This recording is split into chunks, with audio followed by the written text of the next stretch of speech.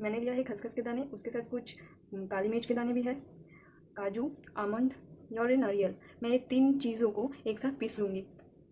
फिर है लहसुन, अदरक और प्याज, ये 3 चीज़ों को मैं पीस लूँगी।